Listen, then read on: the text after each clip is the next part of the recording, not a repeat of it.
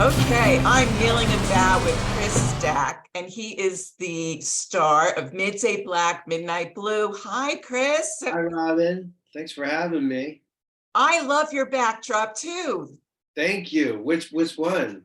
I got a few pieces. You've got like cassettes behind you, it looks like. I've got cassettes and I've got pictures of cassettes. This is my tape collection from leftover from the 80s, and this is Joe Strummer's part of Joe Strummer's tape collection. Wow, if I can see some of those titles. Yeah, can you? No. Some of the real ones. A lot of these are mixes that friends made for me or that I made for friends, going back to the 80s. And these are all ones that Joe Strummer made that are different, like Afro Cubano, or he's got a whole series of those.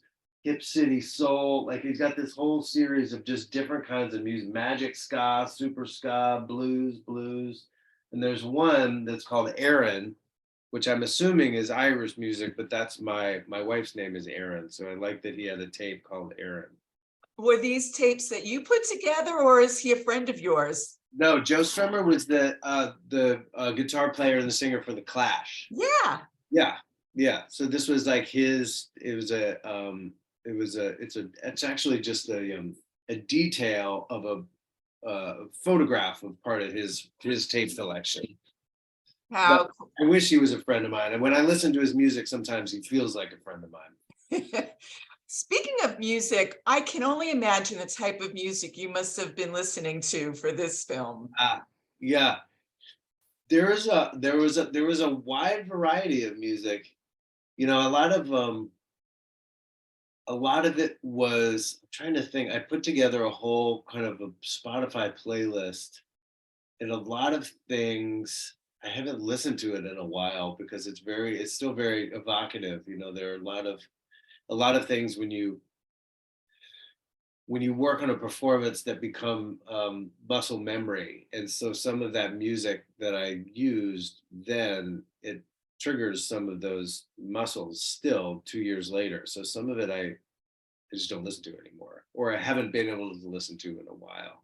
I But know, because you were in such a heavy place in that role. well, some of it is weird, it's like it's not necessarily Mahler or anything that's like super weighty. Some of it is like 80s one-hit wonders that just, immediately transport you to a place. And I was talking with somebody earlier about the experience of loss as having, it's not, it's having had something and lost it, obviously, by definition.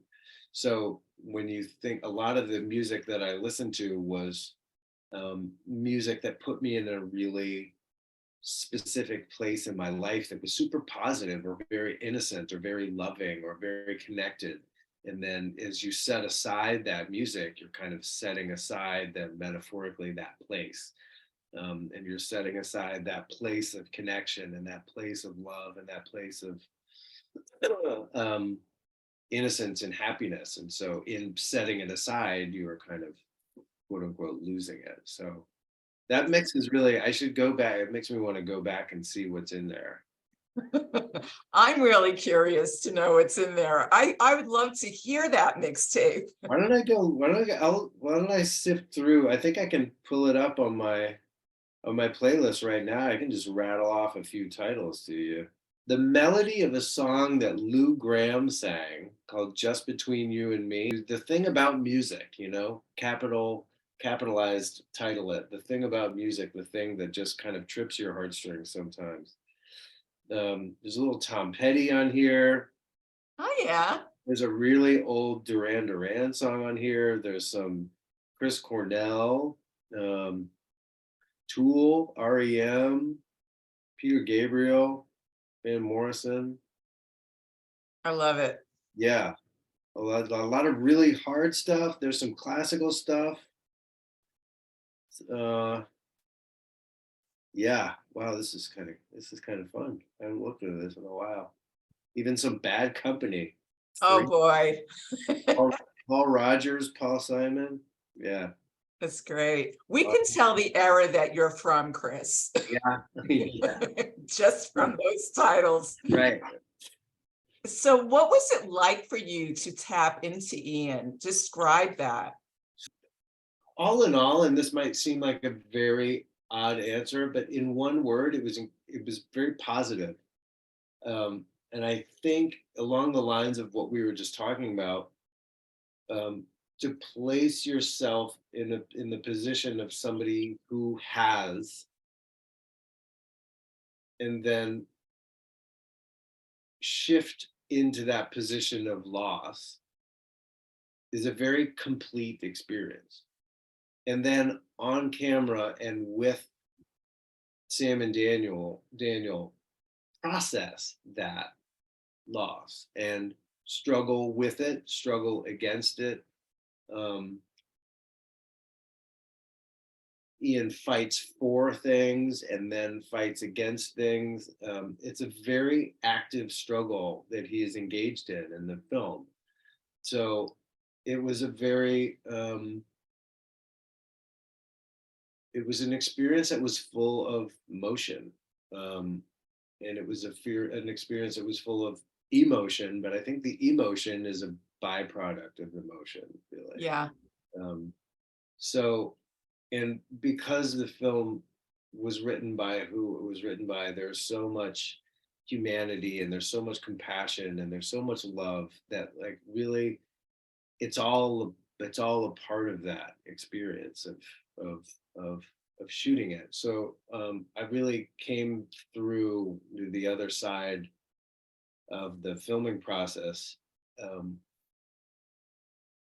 Yes, tired, but like really refreshed. I mean, we ended filming at the end of the movie, and with no spoilers, there is a resolution. There is redemption, and that is what the struggle is about. And that's what processing grief is about. It's about being able to accept that you have loved and lost versus never having had loved at all. You shot this on location on Whidbey Island, which is probably one of the most beautiful untapped islands in Washington State. Tell me about the experience that you guys had at the Blue Fox Drive-In. What was that all about? That was super spontaneous. I think I can't remember. You have to ask Sam if it was a night off that we then decided to do something with, or if it was a night that we were scheduled to work and then just decided to do this. It was not in the shooting schedule, but Sam and Daniel had this idea and it ended up being what it is in the movie. And we went to this amazing old drive-in movie theater on Whidbey Island, and it just so happened to be, and they went in and asked the owner day of, and he was incredibly amenable, basically said, do whatever you want.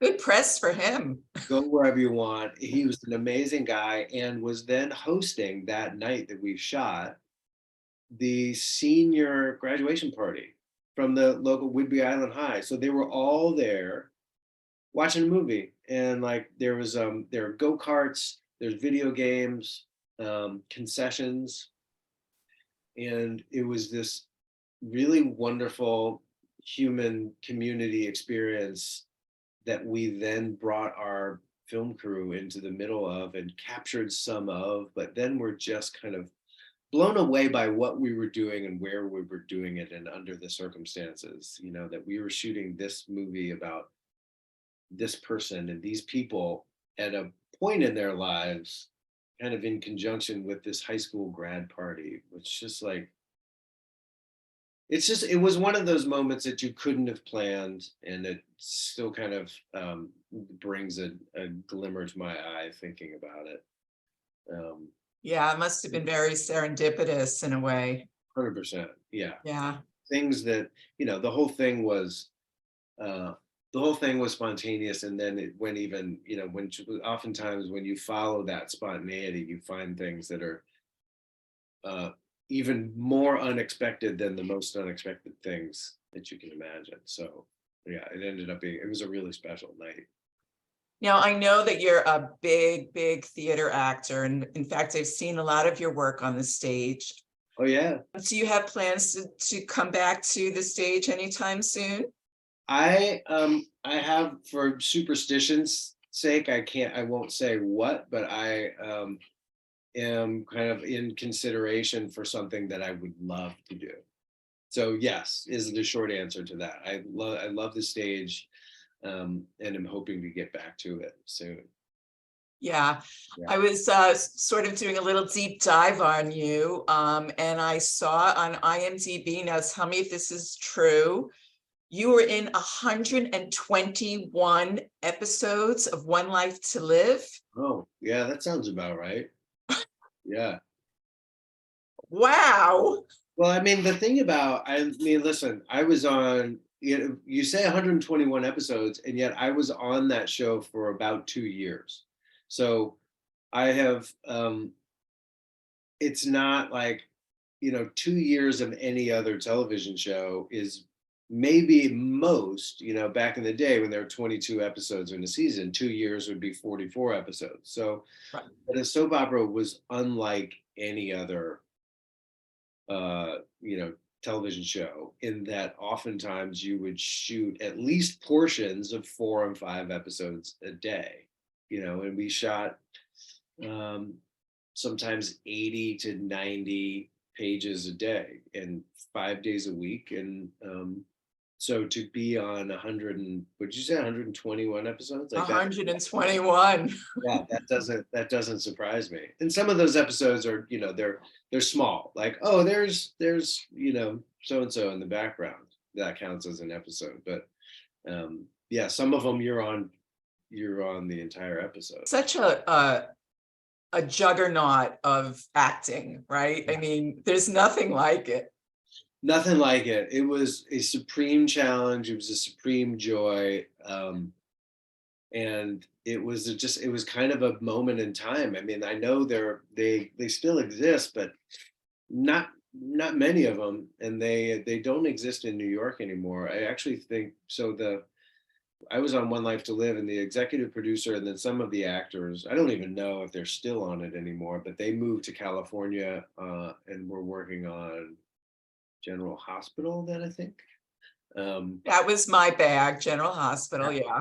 But, I remember friends in high school and in grade school. When I stayed home sick in grade school, I would, pop them on and just not understand what the heck was going on. And then I had friends in high school who, I think Young and the Restless was the one that was the most popular with my friends from high school, but I didn't have a VCR, so I couldn't watch. I couldn't. You were deprived, Chris. I was so deprived, but I made up for it by being on 121 episodes of One. There you go. There you go. Now, speaking of television, you're on Interview with the Vampire, which is like one of my favorite shows ever. Cool. Love it, love it. It's great, isn't it? It's so great. Tell us how you got involved to play Tom Anderson. I auditioned. Really? Yeah, I auditioned for it. It's as simple as that. I mean, you have auditions that come in frequently, and I've worked on it. I have a dear friend who helps me work and prepare my auditions, and we worked on that one a bunch. And then thankfully, I got a call back for it. And I guess I had known socially, I knew Roland Jones, who was the showrunner, but Yeah. years ago, and we hadn't really been in touch, though this project, when it came around, I put myself on tape for it, and then I got in touch with him through a friend of a friend to just say, anything I can do, like, this is great. I just taped for it. That's really exciting. And then I didn't hear anything until later, until I got the call back in a producer session. And then they were just, it wasn't just him who needed to be convinced. It was, the other executive producers and producers alike, and the directors. So thankfully I was the guy who they wanted. So it was just a really natural, even though I did know Rollin, there was no nepotism really involved in it. Got it and then shot it and had just a phenomenal experience. Super. Well, knowing what a music fan you are, New Orleans must have been amazing for you. Oh, it's the best. I would have loved that show had it shot anywhere. But the fact that it shot in New Orleans was just next level. I mean, I'm head over heels in love with that town, and it's unlike any other city, definitely any other American city.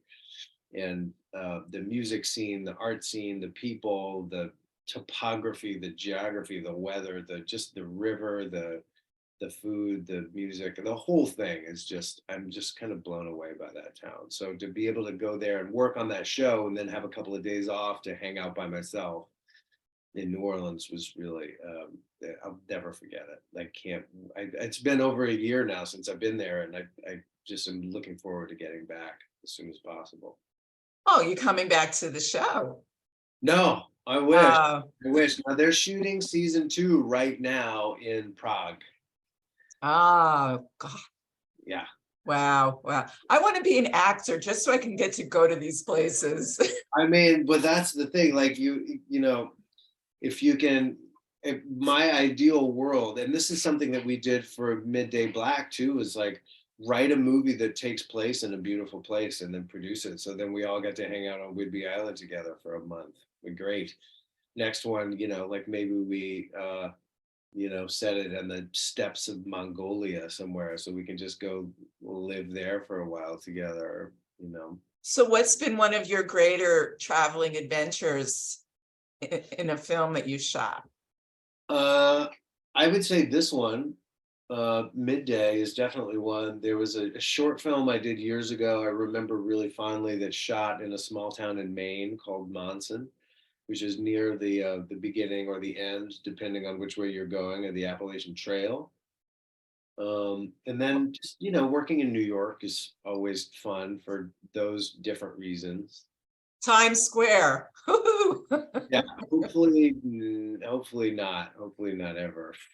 But Brooklyn, or if you get to shoot in like Grand Central or in the Chrysler Building, or just in a park somewhere. A lot of times, films, they take place in really interesting locations. So sometimes it's just a street in Brooklyn, but sometimes it's an abandoned elevated train track somewhere that is just really cool. The pocket of the city that you never see. I'm from Brooklyn. So I know full well what you're talking about. Yeah. Where are you from? What part? Canarsie. All right. Yeah. Can't you tell? Totally not. Totally not. Do you live in Canarsie still? No, actually now I live in Queens, but I lived in Manhattan for 30 years. So I kind of lost my Brooklyn accent, but once you get together with family, done. Sure. Yeah. Once somebody starts rolling with something and then gives you a cannoli, then forget it. Yeah. Yeah. I lived in Manhattan until, let's say, I guess for the first 17 years, 18, 19 years I lived in the city, and then I've lived in Brooklyn for the last 8. And I always poo-pooed Brooklyn. I was like, who wants to go way the hell out there? And now that I'm here, imagine thinking about living in Manhattan is equally as absurd, except though I can't imagine, I couldn't imagine going back. What was I doing all those years? I lived in the East Village in my 20s and 30s, and then I lived in Bed-Stuy, and I adore it. My family loves it. I think it's my, there's a certain vibe here that I've recognized in New Orleans. I kind of just neighbors and community mean a lot. We love it, especially having a young family. It's very different living here from living in the East Village in my 20s. Oh, absolutely. Yeah. So you got kids? Yeah, couple kids. My oldest is going to turn 4 on Friday, and my youngest just turned 4 months last week. So Wow, that's a nice little gap. Yeah, yeah, yeah. I think it'll be. I think it's a good. I think it's a good spread. My wife's older brother is like 2.5 years older than her. Um, I think in an ideal, I think we had somehow planned maybe to do it sooner, but life happens, and so now it's 3.5 years gap, which seems good to me. Yeah, yeah. Is your wife in the biz too? She is not, though she used to be, she was a freelance producer for advertising. So she gets the weird, unpredictable schedule nature of it, and the kind of in the creative side of it, and um, the the financial side of it, and the unemployed and then employed, and then okay, we got to cancel this vacation because you just got a job, or all of a sudden like then you have more time than you thought you would, and so somebody can take the kids when the other person has something come up. So thankfully we're understanding of each other's um uh yeah, just that kind of whirlwind nature of it. Yeah, so it makes sense to be on stage when you have little kids, so you don't have to go to a foreign location and leave them for too long. You can commute. That's nice. Yeah, if you can. I mean, in the beginning of a play, you're rehearsing during the day, and then you're home at night, which is great for bedtimes and baths and things. And then when you're performing, yeah, you're available for the days, and then gone for bedtimes and baths, which then puts it in the other person's hand. But swap out. Yeah. So when you made this movie, Midday Black Midnight Blue, you were basically like a new dad for all intents and purposes. Yeah, Indy turned 2 on our first day of shooting. That was a challenge. That was definitely the longest I'd been gone, and the first time that my wife was, a single parent for 5 weeks while I was gone. And she was a champ, as could be expected. But it was hard, and I won't say that none of that experience went into the performance too. I think it's Oh, I bet. to go into any kind of detail of it, I think would kind of muddy the waters about what the film is about, and B, what parenting is about. But you know, when what I was saying earlier about the music, especially about having something and being connected to something, and then having lost that connection, um, that was definitely very palpable in my experience out west, and it invariably made its way into the performance somehow. And when I can see in certain scenes, I remember exactly what was going on, and so it's for me watching it, I can see a lot of my family in there, which is really interesting. Oh, that is interesting. Yeah. Anyone in particular? Yeah, I mean, my wife and my son at the time. Yeah, and looking at you now, you're so clean shaven and handsome. And in this movie, you've got like the full on beard. Yeah, And yeah. yeah, so that must have added a lot to the performance. I did go to school for beard acting. Yeah, yeah. I did study facial hair performing, and it's one of my favorites. It's one of my favorite. You know what I mean? Yeah, I do. Yeah, it's nice to be. There's something. You're right. I mean, everything brings something, right? Whether it's music, or the shirt that you're wearing, or the shoes that you're wearing, or whatever's growing on your face. Or it's like being away from home and sleeping in a hotel room alone versus coming home at night and sleeping under the same roof with your family. I mean, they're all different experiences, and you bring it all to bear. So um, it's definitely nice not to shave, and like at the end, not paid much attention to his physical appearance, and so it was great because that's generally my inclination, is to just kind of let stuff go because it's so much easier. It's so hard to shave sometimes, Robin. It's a whole to do. And I did it for you, but thank you for noticing. Well, I gotta let you go. It was such a pleasure speaking to you. Yeah, this was awesome. Thank you so much, Robin. I really appreciate it. The love you died for that I wanted to know. We just have to recognize it. I wanted to know, I wanted to know.